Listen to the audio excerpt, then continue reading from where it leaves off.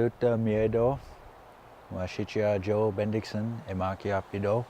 And my Dakota name is Shishogaduta, and my English name is Joe Bendixson. Why I'm here? Yeah. Well, 4 years ago, Tom Peacock got in touch with me and asked me if I would be one of the trainers here.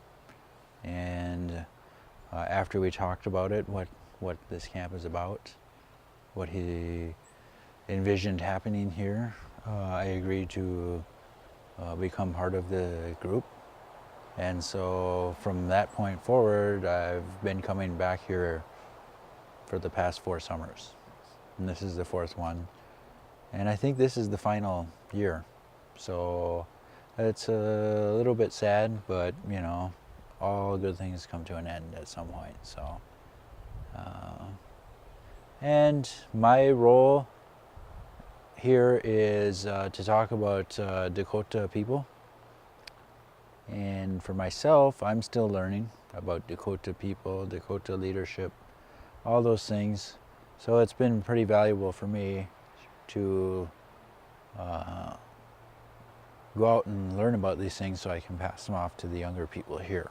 And you know, I don't know everything, so the one thing that's an important skill to teach the young people is, you know, part of being a leader in the Dakota community is going out and learning about these different things.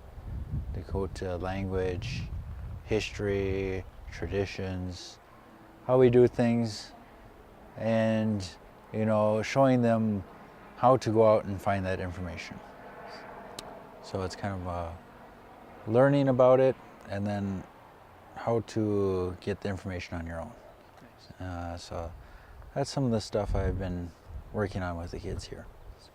No, In the past year or two, some of them, this is their 2nd year.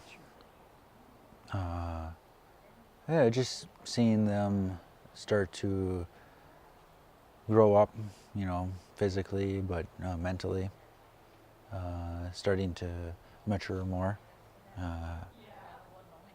Just starting to see them develop more of a sense of kind of like their place within the Dakota Ojibwe community, you know, and yeah, it's just more like a process of like feeling out where they belong. And when they first came here, some of them knew that, but not all of them. And so, you know, it's just watching them start to develop that sense of their place. And, you know, I can even see that when I started to do that as a young person. So I've seen them do that now, and it's really good because, you know, then they can go back home to their community and start to find out more about who they are, their language, you know, their traditions, their history, and start to ask these questions, you know, because a lot of the old time people, they're, you know, getting really up there in age and they can't stick around forever, so we got to pass these things off to them. Yeah. Well, one thing I did this week with the young women is we talked about the importance of food and how that relates to leadership. And it kind of seems maybe, oh, what does that have to do with leadership? You know, people eat all the time and cook all the time, but you know, we talked about the foods we traditionally ate as Dakota and Ojibwe people and the foods we eat today. And then some foods that we traditionally eat, you know, how we're trying to protect those foods. The number one example would come to mind would be wild rice and how we're trying to preserve that for future generations. And, you know, that people have tried to change the wild rice, genetically modify it. And how our leaders stepped in, you know, and tried to protect the original strain So we talked about that, and then after we talked about food, then we went and actually we cooked some food. And then we talked about how preparing food is very important to our people, and you know, it gives life through the nutrition in the food.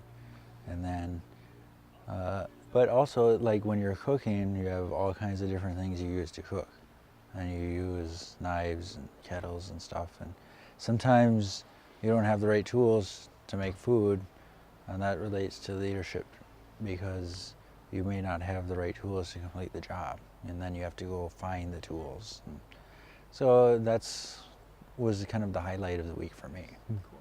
Yeah. That's great. If they were going to go home and bring back what they learned to their people, to their family, to their community, and then share that with them. It could be the cooking thing, but it could be the other lessons too. You know, just take back something and share it. That's kind of part of our tradition too, is just whatever you get, you give that away freely. And that's kind of what I've tried to do too, is with myself. Traditionally I teach Dakota language, and I try to give that away, you know, to people. People ask for translations all the time or help. So, and that's the same with these girls. Whatever they learn here, I hope they go and give it back to their community.